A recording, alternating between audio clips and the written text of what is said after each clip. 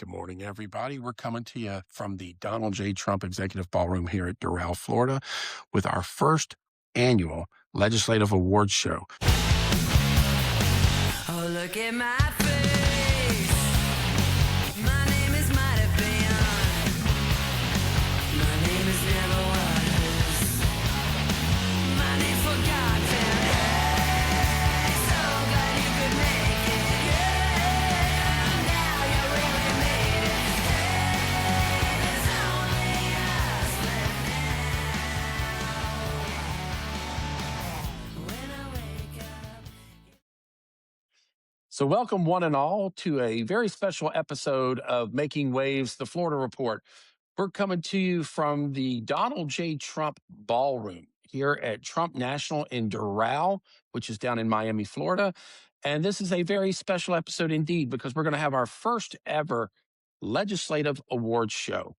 And these are awards that we're going to give out to recognize those politicians who you should be very familiar with, both for good reasons and for bad. And we're going to get to that in a second. But first of all, I'd like to introduce my fellow judges on the panel.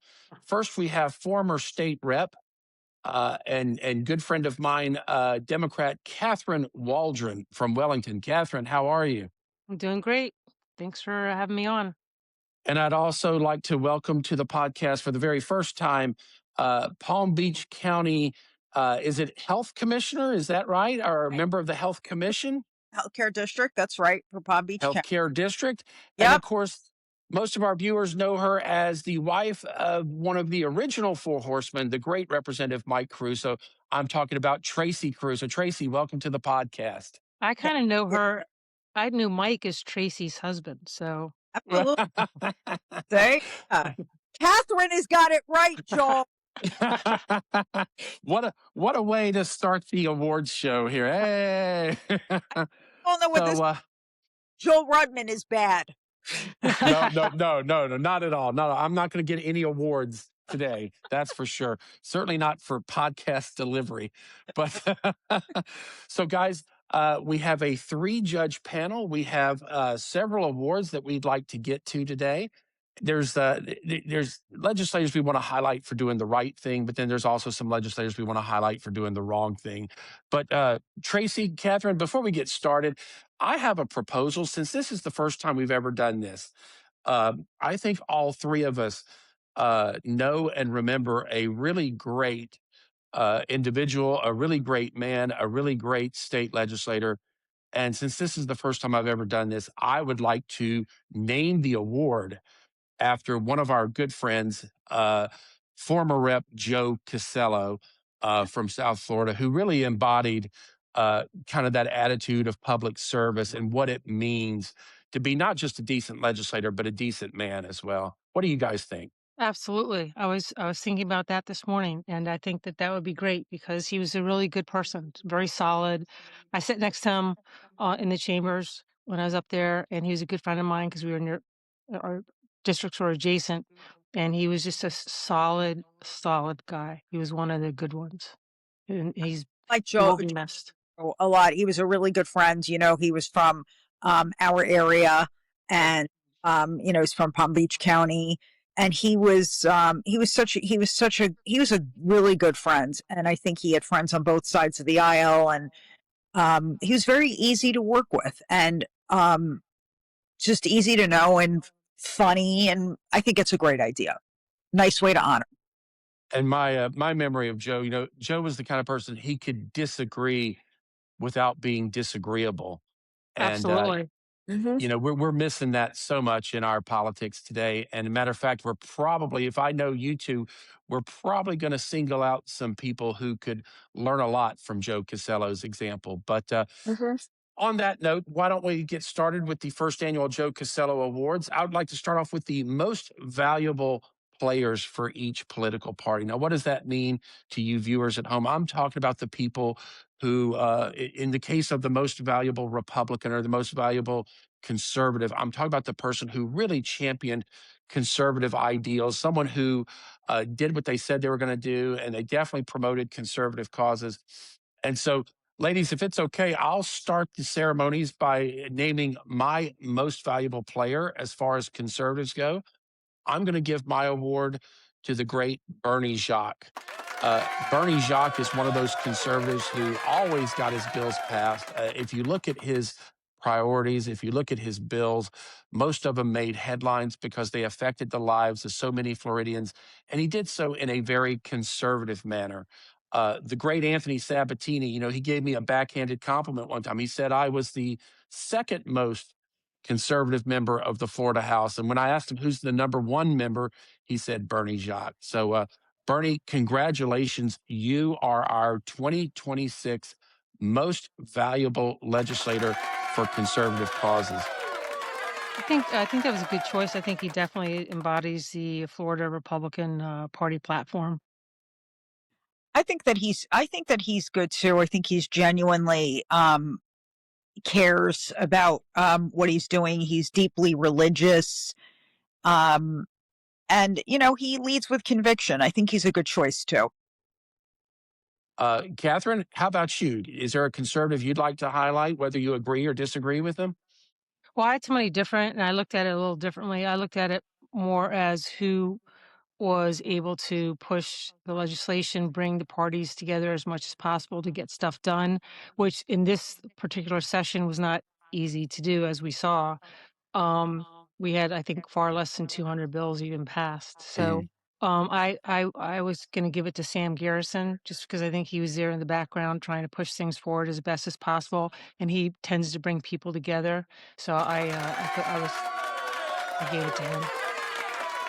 And Tracy, any thoughts there? I mean, Garrison's going to be our next Speaker of the House. I mean, Sam, I've certainly had a good relationship with in the past. Hopefully it continues in the future despite this podcast. But any thoughts there? I think that he's hanging in there and doing the best that he can. On a personal level, he's a very nice person. And I think that he wants to get along. And I think that right now he's just trying to keep his head above water because the whole situation for the last couple of sessions has been highly unusual. So, what do you do, Sam Garrison? You're trying to get along, trying to get through it, trying to move to the next thing. I think that that's where he is. I think that he's just like, I'm going to support Danny in any way that I can, yet try to be somewhat quiet about it. And but I don't think that we're going to know. I think we're going to know Sam Garrison and who he is, kind of like how we know who Danny really is by when the person becomes speaker and what they actually do when they're in. And I think that that's when we're going to really know who Sam Garrison is. So don't let us down, Sam. We're counting on Amen. I mean, I totally agree. And normal, I totally agree. Totally agree 100%. We're going to find out who the real Sam Garrison is next year. Okay. Tracy, you're up. All right. For me, I'm actually not doing someone in the House. I'm going to go with Senator Ed Hooper. I think that he really did the most this particular session to bring together, because the way I looked at it was, who was the adult in the room who really wanted to, and who still wants to, push things together? I mean, he was appropriations chair and he wanted to get this going. And I think that he looks at things extremely realistically, not just what he wants to do, but what needs to be done and what can realistically be done. And I felt that he's been trying to really move this along. And, and as he said, I remember reading that he said that, hey, he and his wife are retired. If you want to keep this train going, forever, he's fine with that. He'll stay. He's not the one who has to go home to, little kids in his family. And, and he wants to, so he doesn't even need to, but he wants to make sure that he's doing what's best for Florida. So I give Ed Hooper a lot of credit. I think he's the guy. Well, and those are great choices. And to Bernie Jacques, Sam Garrison, and Senator Ed Hooper, you guys are the first annual recipients of the Joe Cassello Award for Most Valuable Player for Conservative Causes. So congratulations, you three. Those are quite marks of distinction, no doubt. And so now, guys, let's snake it back around. Let's look at the most valuable player this session for what you would consider to be more liberal causes or perhaps more Democratic causes. Was there anyone, Tracy, that you had in mind who advanced the liberal agenda or the Democratic agenda this year? I know they're outnumbered. I know they probably couldn't do a whole heck of a lot, but surely there's someone who stood out in your mind who you could put forward on the liberal front. Um, okay, I would go with Anna Eskamani. I think that she really, agree with her, not agree with her, that doesn't really matter. She goes and really fights for her side. I think she's extremely aware. She's experienced at this point. She's extremely aware of what can be done and what can't be done. And she seems to get along with people in leadership. And I think that she's done a lot for Democrats. Also, she's now running for mayor where she lives, and she's probably going to win, which gives you a pretty good indication that she's very well liked by her party. And I mean, what more can you do to advance your side of the aisle than getting elected to another position? And that would be a pretty powerful one. That's a pretty good seat. And so that's my choice.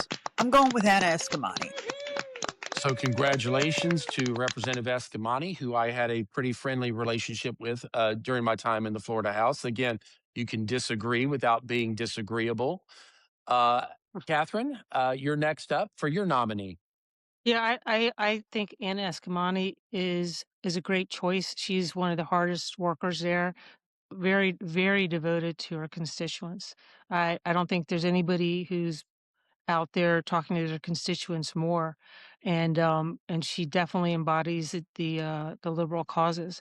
I do want to give a runner-up award to, not that we have it, but to Ashley Gant, because to me, she was a very hard worker, and she's one of those people that would always be up there standing up, asking the important questions about the bills. As you know, because there are only 28 of us, we don't have an opportunity to pass many bills as a Democrat, but we do have a voice, and she is very good at speaking up, along with Anna Eskamani. So Good choice, Catherine. And here's the part of the show where we go in a different direction because my award recipient, the person who, in my opinion, in 2026 advanced Democratic priorities, advanced the liberal agenda more than any other legislator in the Florida House, is none other than Speaker of the House, Danny Perez. And Catherine, the reason I say that is because if you had a divided house, if you had a house split right down the middle, 60-60, what would be priority number one of the Democrats? It would be to stop the DeSantis agenda. It would be to stop the train, knock the train off the tracks. And from where I was sitting, that's all Danny Perez tried to do, not just this year, but last year as so well. what is, so that's the enemy of my enemy is my friend? Is that the theory? Well, he did exactly what was in the Democrat playbook. I mean, he couldn't have done it any better. If you wanted to obstruct a Republican executive, a Republican administration, Danny Perez certainly did that. You made mention of the fact that very few bills even made it through session. So I would think if the plan for the Democrats was to buy time, let's obstruct, let's slow down the agenda, I think they probably couldn't have awarded a better person for the job than Danny Perez. And plus the fact, Catherine, you saw the same kind of disgusting views that I saw coming from the Florida House, where everybody's embracing this guy. You know, the Democrats were praising Danny every chance they got Yeah. under some guise of, hey, we got the House back, we're restoring the House. And the whole time I'm thinking, you recaptured the House from whom? From the Floridian people, from the Republican Party. I don't get it. I don't know what recapturing the House was about. But certainly, if you want to look at someone who took the liberal playbook and ran with it and advanced their causes, if you want to look at someone who might be more responsible for Democratic gains in the 2026 elections, I think you look no further than Speaker of the House, Danny Perez. Dang. So there you go, guys. Those are our three MVPs for advancing the liberal causes. And again, Congratulations, each and every member, on your award. So now we're going to have a little fun with something we call the most valuable underrated legislators. So again, we're talking here, ladies, about legislators who don't really get the press, they don't really get the publicity, but when you look at their body of work, and both of you know all these people personally, who would you like to single out? Someone who deserves attention for their hard work, who really hasn't received their fair share. Catherine, I'm going to start with you because I think all three of us know probably a dozen people who would qualify for this award. Sure. So, not to reiterate, but because the Dems haven't been able to pass a lot of legislation, I was kind of focused on the Dems because I felt like that might be where you get the undervalued person. And to me, it's Marie Woodson. She has always been out there focused on education and healthcare. She co-sponsors a lot of important bills.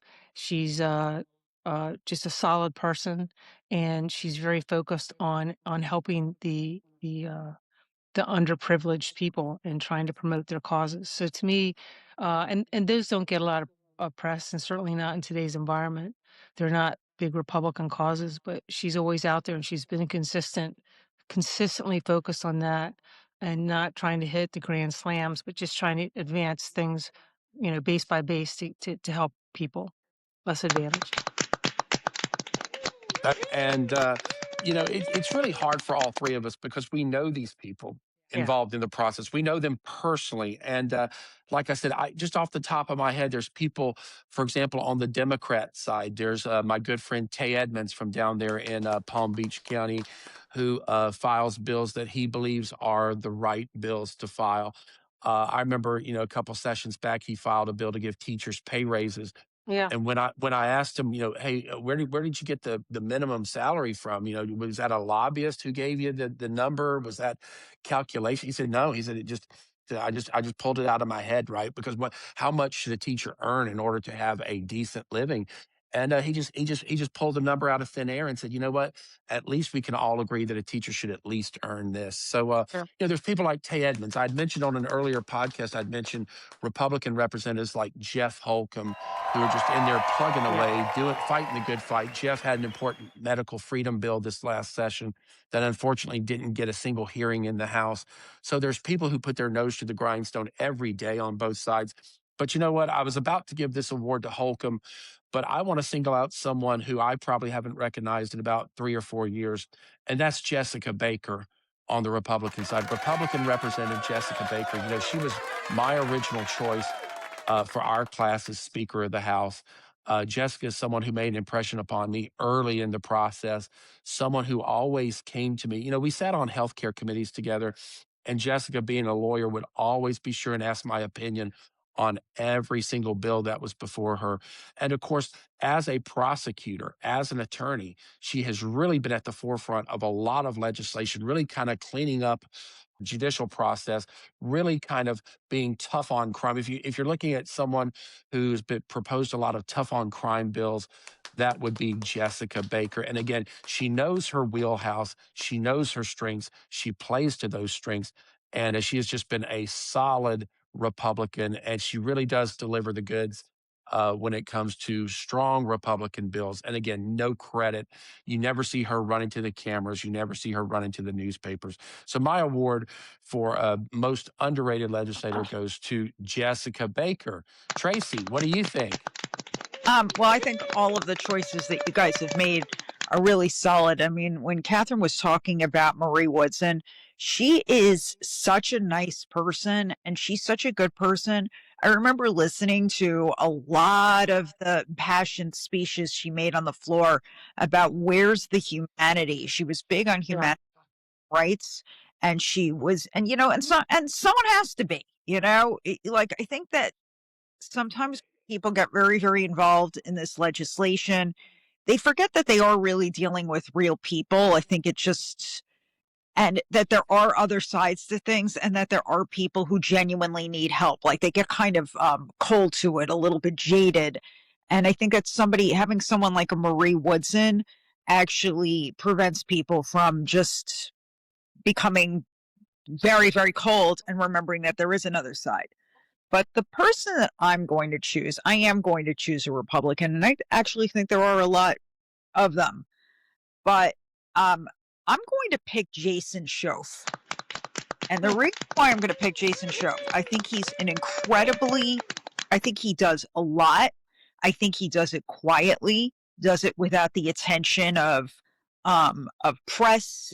There are a lot of people, and we all know them, that basically do things for a lot of attention. That's what it's about. It's about them, the attention, the credit they're going to get, what's going to be good for their next move. I've never seen that in Jason Schoaf. And then on a personal level, and there were a few like him, but since we're talking about him, I'm going to put this one out there.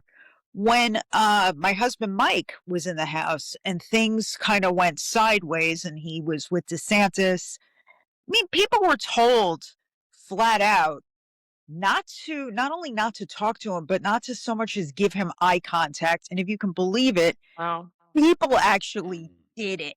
I mean, you would think adult people would be like, you know what, yeah, Good well, Lord. just, when they see him, or they would, whatever, you would think they would act normal. But a lot of them did that. Like, I would see them like go into the elevator, and then they would like look away or look down, or, but then there were some who clearly thought it was BS, and they were adults. And Jason Schoaf was one of those people. He never acted that way. He acted like an adult man, like he was supposed to, like realize, what, at the end of the day, this is BS. And somebody who does something differently than I am, that doesn't make them bad. It just makes them, on the other side of things. And so he was always really, really good about that. And he was one of the first people to call when Mike got his appointment as clerk of the circuit court and comptroller for Palm Beach County. Jason Schoaf was one of the first people to reach out. And he's just a great guy. He's just, he's a mensch. I know you love that. He's a mensch. Oh, we should have done a mensch award. Jason Schoaf's a mensch, and I'm putting him out there. That is a fantastic choice. Yeah, I like Jason a lot. He's a good guy. So congratulations so far to our award recipients. Wow, guys, we're about halfway through the show. And we've really got some accomplished names on the Joe Cassello Awards here. And your underrated legislator, Jason Schoaf from my neck of the woods, the Florida Panhandle. Yeah, big shout out there to the Florida Panhandle. Technically, I guess he's in the Big Bend, but since he's an award recipient, we'll take him as one of our own over here in the Panhandle. So, so Catherine, we can go review your picks if you'd like, unless either one of you two would like to comment on my most valuable liberal performer of Danny Perez. Any comments there, or should we move on? I look, I personally think that you have some very good points. I mean, there's another, the way you can look at it, and I can see the way, you are looking at it. I can't personally say why he would do anything that he's done. I mean, allegedly, reportedly, he does not like Governor DeSantis. And it is a fair point to say that if he's doing things like this, it does advance a liberal agenda. So, I mean, no disagreement on that. It's not really advancing the liberal agenda so much as it's just kind of blocking the advancement of more. But What? it's not so much, advancing the liberal as it is blocking the Republican one. Yes. All right, now comes the fun part of the Joe Cassello Awards. And again, no disrespect to Joe, but these are legislators who need to clean their act up. These are legislators who need to follow the Joe Cassello example and do the right thing. We're going to single out 3 different award categories. And let's start with what we would call, when I told you guys what we were doing and the awards we were giving out, I described this next award as the biggest caricature award. And we're going to do one for Republicans, and we're going to do another one for Democrats. But basically, in a nutshell, what I'm looking for, in this case, I'm looking for a Republican who just drives you nuts. There's such a caricature of what a true, honest Republican is, that when you see them on TV or you read them in the paper, you just want to turn it off. You just want to throw it away. I kind of summarized it as, name the Republican most likely to get a non-committed voter to vote the opposite, to vote Democrat. So again, who does the Republican cause absolutely no favors? And ladies, to set the tone, like I said, this is where we have fun. I'm going to start with my award recipient. Mine goes to none other than local representative down here in South Florida, MAGA Meg Weinberger. Now, why do I say that? Because, ladies, every time I turn on social media, every time I open a newspaper, there's MAGA Meg, and it's never about anything that makes my life better. It's never about meaningful reforms or meaningful laws. We talked about Marie Woodson, we talked about Jessica Baker, we talked about Sam Garrison, we've talked about people who have passed substantial legislation. When I see MAGA Meg on TV, it's always about MAGA Meg. And I've just never seen anything like it. It's almost like she's auditioning to be on the Real Housewives of Palm Beach County or something. I've never seen someone so self-absorbed, self-interested. And listen, coming from me, that's saying a lot, right? And what was the latest thing that was in the news? I think as a session gift, Catherine, you remember, Tracy, of course, at the end of session, sometimes we give gifts to our fellow colleagues. What was this I read in the paper that she gave everyone socks that Socks? said socks like you wear on your feet? And Catherine, the socks said MAGA Meg, MAGA in big letters. Now, as if that's not self-absorbed enough, okay?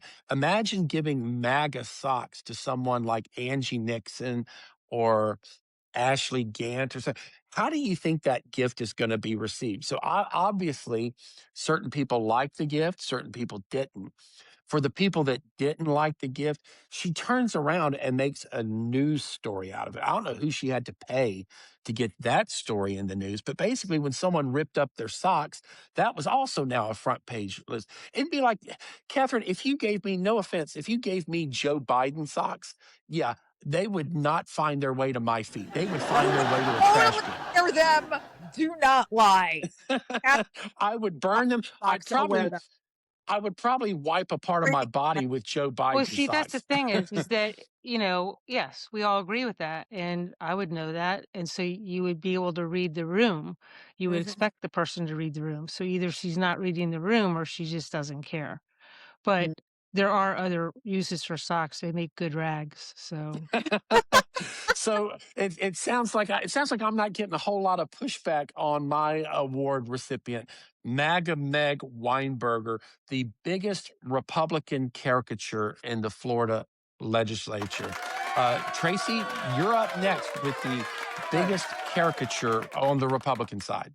Okay, I like how Catherine leaned forward for this, going, "Who's Tracy this?" Because there are a lot of options here. There's a lot of people. You could go a lot of ways with this one. No doubt. But the one that if I'm, let's say, on the fence and I'm trying to decide, should I switch parties? Should I become a Democrat? If I'm a regular person looking at this, looking at what everyone's doing, I'm going with Juan Perez. Juan Perez, wow. the guy. And I'm going to tell you why. All he does is he sits there just trying to suck up to the powers that be, love me. He's like the love me, pick me guy. Pick me, pick me. I'm trying, it has nothing to do with what's good for anyone else. And he tries to pass legislation that's somewhat ridiculous. I'm sorry, but the HOA one, a lot of people don't like their HOAs. It's not a perfect system, but it was ridiculous. It wasn't going to work. It wasn't good. He also seems to have a disdain for people that are, that are not his generation. I mean, when he was talking about this stuff, it was all about all of the, like the Karens or whatever that he thinks, are ruining his life in the HOAs because, maybe they want him to follow rules. And it's like, no, I don't want to do that. So, there's that kind of thing. And then all of this BS with my friend, I must have read 100 times with my friend Charlie Kirk, my good friend Charlie Kirk. Oh, Charlie Kirk this. Oh, and Charlie Kirk would have liked that. Charlie Kirk, I'm going to guess, I could be wrong, but I'm going to guess that he had no idea who Juan Perez was. didn't care. And this is all part of the show. It's all part of the show. It's all of this like, I'm so Republican. I'm so into Trump. I'm so into this. I'm so into that. I think it's a turnoff for a lot of people. It looks turn off for me, and I'm a Republican. So I was can't imagine being a Democrat and going, "Oh my God, I now want to be a Republican because of Juan Perez." I don't think he's the guy that's inspiring them. So that's where I stand. It's so funny because I was just saying the same thing. I was like, it's a turnoff for me, and I'm a second You're most Republican. conservative member. Yeah, exactly, of the Republican Party. So what you said about the HOAs, that really rings true, right? Because in the middle of all this crap, between the sessions, uh, JP, as we call him, JP went on Twitter and started posting, how about I file a bill to eliminate all HOAs? We're gonna ban them in Florida. And it's like, talk about pandering. So of course I'm like, yeah, file the bill. Go ahead and file it. Because again, to your point, Tracy, people that promise things that they know are unconstitutional, people that promise things that they have no intention of following up on. For a lot of Republicans, that'd be the Second Amendment, right? I was the guy that wouldn't only talk Second Amendment, I would file the bill and I would pay the price sometimes. JP, he would go on Twitter, he'd say, how about if I file a bill banning all HOAs? And you knew darn well there was no way he would even file it. And as you said, the bill he did file got nowhere. Any thoughts on that, Catherine? Do you know what we're talking Well, about? yeah. So here's what I'll say. He's the youngest member in the House, State House. He's like 25, 26 Who maybe. would ever guess And that? He's so much but this is his second terms, right? So he started when he was 21, 22. So he's pretty young, and I think he doesn't know what he doesn't know. And I think it's an age thing that hopefully as he matures and into this, he'll get better. But I understand your grievances. I do remember the first time I noticed him was when we were in the chambers, and he was one row ahead of me, and he started walking around giving everybody some espresso. Mhm. And I was like, I remember the coffees. They were really good. they were. And people, and I thought at first that I thought, oh, this is because I didn't know he was a rep. I thought, oh, this is kind of nice. We're getting espresso, right? And then I You thought he realized, was a barista? well, I Well, didn't. he used to be an aide. He was an aide. Oh my So God. Yeah, he was, hear that. wasn't But it Botana's aide, right? yeah, he was an aide. I think it was Yeah. Batten, but he was definitely Cafecito. it's not strange that you would have thought that, Well, I mean, it was He's literally, it was giving my everyone first day, and I hadn't seen him sit down. I just see this guy in front of me. No, I'm not trying to disparage him. It was an No, anecdote. of course not. Of course not. He's a young guy, and I think it's partly, it's an age thing. I mean, the average age of the people in the chamber is like just 51 years old. So he wants to make a statement. He's probably a little bit too much at times. So Catherine, I've got to ask, when you thought that, did you tip him? Yes or no? I didn't get any. Give him a quarter. I didn't get any because I thought, oh, he's only giving it to Republicans, so I guess. But after a while, he started giving it to some of us, the Dems. Did you give him your car keys and tell him to pull your car around? Okay, you guys, that's not nice. All right, Catherine, your choice. Your choice for you're going to probably love this. Biggest Republican caricature. And you can only name one, Catherine. Oh, come on, that's not fair. I wanted to name somebody from I wanted to name in absentia Randy Fine. Just because it should actually be his award, maybe even. We should name it the Randy Fine Award. Because he just had everybody not liking him. I mean, the way he treated people, I would remember the Democrats would stand up, they'd ask him a question about his bill, and he'd say, well, let me dumb it down for you. And then he'd answer it, but not really. And then the person would follow up. And he goes, well, I guess I'm going to have to dumb it down a little bit more for you. I mean, he was just so insulting. And there was no reason, but he's doing it up in DC now. I mean, so I guess that's just what he does.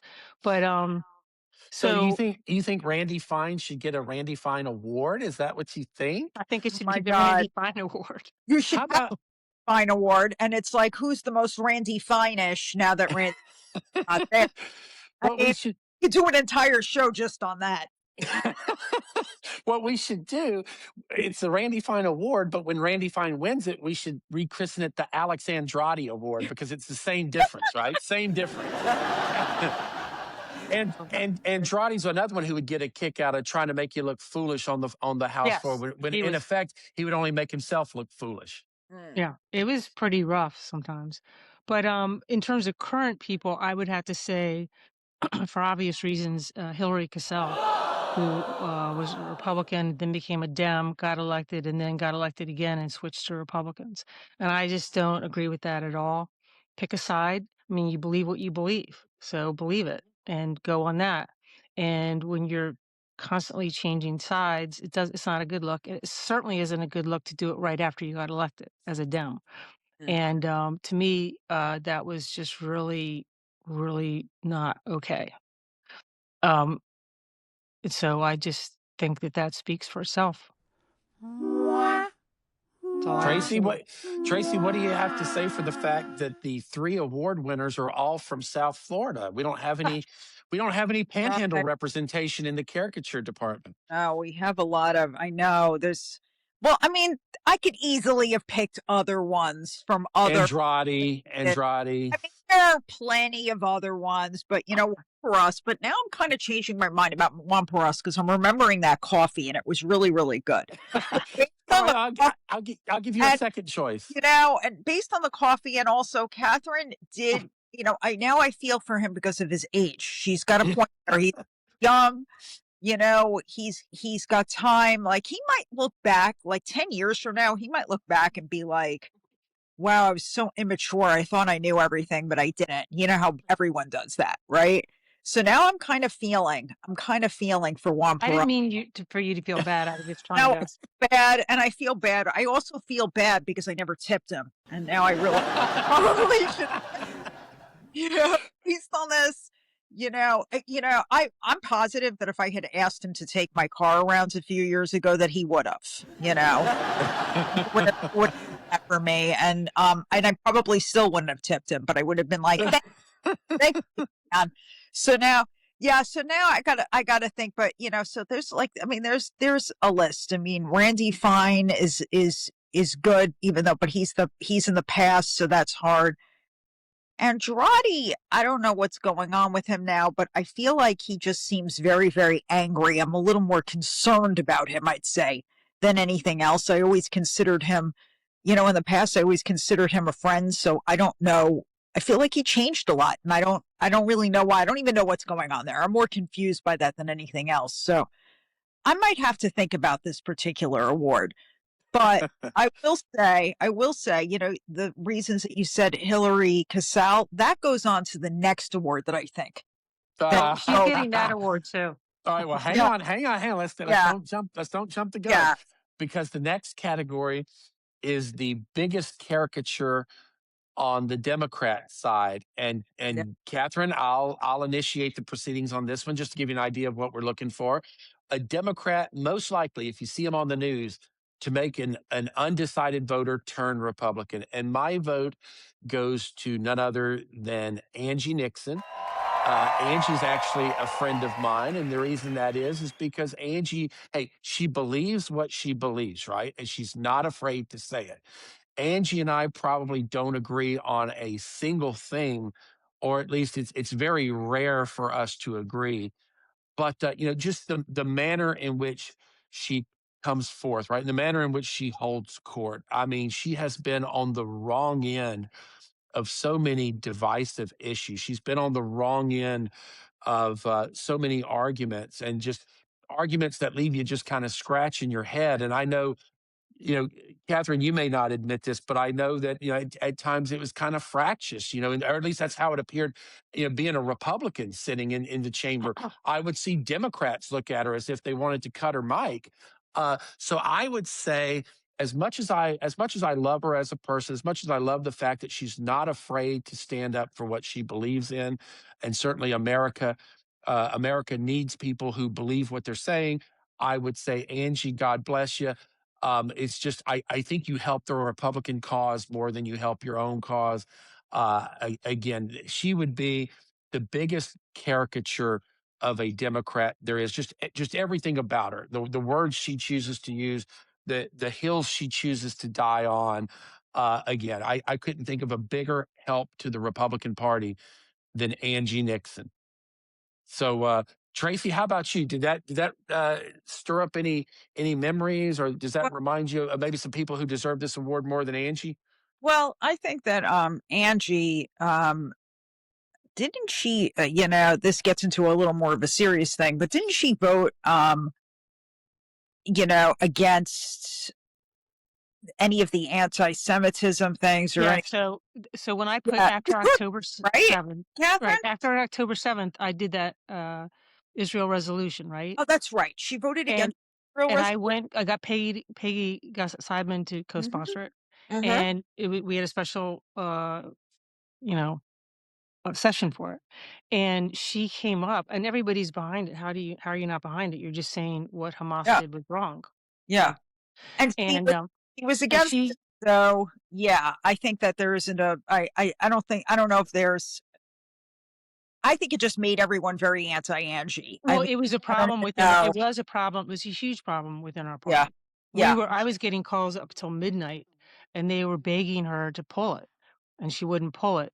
And I don't understand that because it was so contentious and it wasn't the right moment Mhm. for sure, and so she's a friend of mine, and I think her heart's in the right place, but she again doesn't necessarily read the moment. That was not the moment to be doing that. And she caused a lot of dissension within our party. I think it was pretty obvious on the floor when we went to debate her bill that came after that. And it really was unfortunate that she did that. But yeah, I don't understand that. But she's in a very solid district. So True, but she's obviously a very emotional type because she is the one who cut up the MAGA Meg socks that you mentioned. She's the one Did who she cut them really? up. Yeah. All okay. right, She's the one we have an exclusive here on That's Making funny. Waves, the Florida Report. It has now been reported. Do we have confirmation on that, Tracy, or I'm no? pretty sure that I read that in in an article. I'll look it up later just to make sure. I mean, I guess I'm not 100% positive, but I am pretty sure she's the one who cut up those socks. So, That's pretty funny. like I said, So I she used does a to. lot of things that are controversial, saying that Hamas is not a terrorist group and cutting up socks. She's got a lot to answer for. This lady. This lady's got a lot to Yes. answer for from a lot Um, of people. Cutting up. So, Angie Nixon, if you're watching this, please text me or please go on Twitter. Let us know Confirm if those you cut double up socks. the Meg Weinberger socks. Are you the one that did that? Please let us know. Inquiring minds Did want to she do know. it like videotape it, or she just I mean, she would probably be the person to do it. I mean, I'm Well, sure a there lot you of people go. thought Yeah, about doing it, but they didn't do it. Yeah. yeah. So, speaking of which, Tracy, what is your choice for My choice, biggest caricature? I'm curious now. my choice is definitely Hillary Cassello because But she, she's not a Democrat. well, she is a Well, is Democrat. Of she or course is she She, not? Of course she is. Of course she's a Democrat. When did she become a Republican? She became a Republican. First of all, she obviously did it because it's pretty clearly convenience when you have the party that's the majority party and you can get something done. I mean, I don't think it was just, an accident. But the thing is that anyone can become a different party. You can have a change of heart. You can do these things. People do all the time. But what you don't do is you don't run as one party, Right. which is what she did. She ran as a Democrat. So she had an entire district of people who voted for her, gave her money, supported her, all of this stuff based on the idea that she was a Democrat. And then she gets in and is like, between Israel and this and that, I've changed my mind about, the party and this and that. Really? So it happened right after you got elected and whatever? I mean, come on. I don't think anyone is dumb enough to not know exactly what this was, that it was a calculated thing and what happened. I think it's very disingenuous. And I think that it makes people actually, you would hate it, anyone who did this. If it was a Republican who did this and became a Yeah. Democrat after getting elected, you wouldn't like that for that. This is not a thing that people like. And I think it does make them often want to switch parties. Is this what people are like? And I think I think a lot of people just I just thought it was incredibly disingenuous and She did it pretty it soon after the election too. was like a month, maybe even less.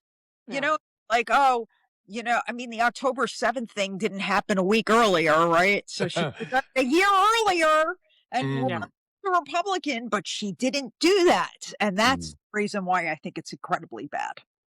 Well, and Catherine, I know you may not be comfortable as an active Democrat. You may not be comfortable singling out a biggest caricature, but look at it the way Tracy took it. Tracy took it in a different direction, right? Tracy gave her award to someone who we all know is a Democrat who is turning people off on the electoral process.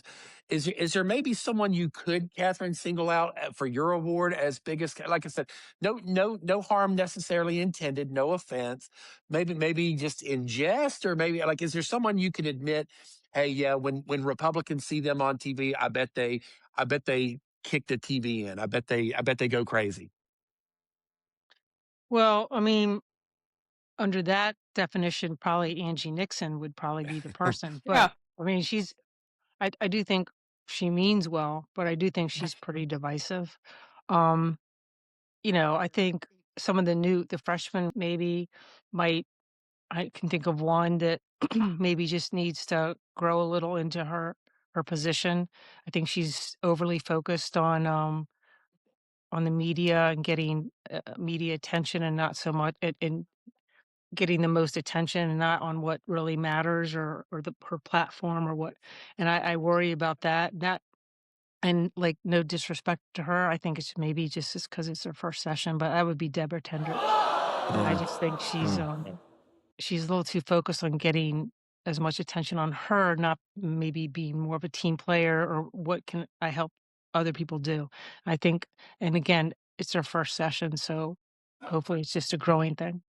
Well, and this is really as much about an entertainment show as anything. So again, the biggest caricature awards, that was a pretty interesting round, guys. That we had a lot of fun with that, and it makes me wonder how we're going to end the show, because the last award goes to the biggest fake. I guess technically the title of the award would be most disingenuous. And I think Mhm. I have a pretty good feeling of where we're all going with this one. I don't know if we need to drag this out or if we need Yeah. to, keep stomping on the dead body. But Catherine, I'll let you go first. Your pick and by the way, this is the final award, so we'll have to turn off the lights here in the Donald Trump ballroom here at Doral, because this is it, guys. After this award, we are done. We're closing down after this one, Mhm. and so the award you've all been waiting for, most disingenuous legislator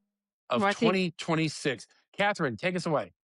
I think it's Hillary Cassell, hands down. I think, especially given that she was a Republican, then switched to Dem, and then back to Republican. It's just very hard to justify, and it's hard to justify the timing of it, and it's just so opportunistic, and it doesn't help her district. I mean, I guess it helped in terms of her cutting deals to bring money back, but in the long run, it doesn't because they elected her as a Democrat to push the Democratic issues, and that is a sellout, hands down. Just Tracy? Bipartisan agreement on this one, Hillary Clinton. And I think that as her award, we should get a shadow box with and put in it the MAGA Meg socks and have that to her as her gift for this. And I hope she hangs it up in like above her bed. I think that would be a should see this before going to sleep every night. This is what she should have to live with. I just think it's bad. So I think for the first time in the history of the Joe Cassello Awards, I think we have a unanimous choice for most disingenuous.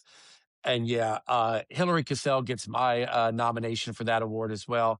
And it's for all the reasons you guys have said, right? I mean, you're talking about someone who switches parties they start saying Trump this, Trump that. It supported the big beautiful bill supposedly, but yet the person who tweets about how they support the big beautiful bill had three different opportunities to vote for President Trump and never once voted for him as president. You're talking about someone who chose Hillary Clinton, someone who chose Joe Biden, and someone who chose Kamala Harris over President Donald Trump. And to then run around like you're this great MAGA person. And, let's be clear, Tracy, let's be clear, Catherine. I think we all appreciate when people have an honest difference of opinion. Like, for example, we have Republicans in our caucus who don't vote with me on Second Amendment bills, but we know that going in. We know how they personally feel about issues. I wouldn't throw them out of the party. I wouldn't say, hey, well, you're obviously a Democrat. It's just that, we have an honest difference of opinion. Just like how a lot of Republicans, they didn't like me taking a solid stance on Medicaid. No one's Right. throwing me out of the party, and I certainly would never consider switching. I'm a Republican to the core. But for someone to just abandon their principles, for someone to, one day say one thing and then, like you say, for political reasons, to change who they are and what they believe in. For example, the thing that got me in trouble, Medicaid expansion. I was the first Republican to get on board with Medicaid expansion.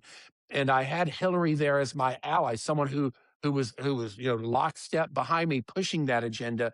And then where did she go when the heat showed up? She's no Yeah. longer there. And certainly now that she's a Republican, have you ever heard the words Medicaid expansion coming out of her mouth as a Republican? Again, if you are who you say you are, if you have principles, those principles shouldn't change. Yeah, okay, maybe your party changes because maybe a party leaves you or whatever, but why so silent on Medicaid expansion? Why so silent on mental health? Why so silent on the communities whose votes that she depended on Right. for two election cycles? So, yeah, it's a consensus. I mean, it's a unanimous choice, and I don't know if you guys want to comment on any of the things that I brought up there.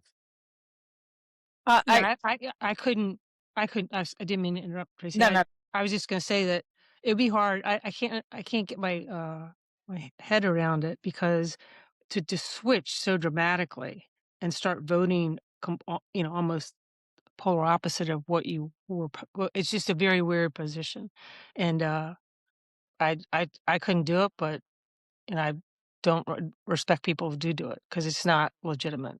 It's just opportunistic. And I I that's agree why people completely. that's why people hate politicians.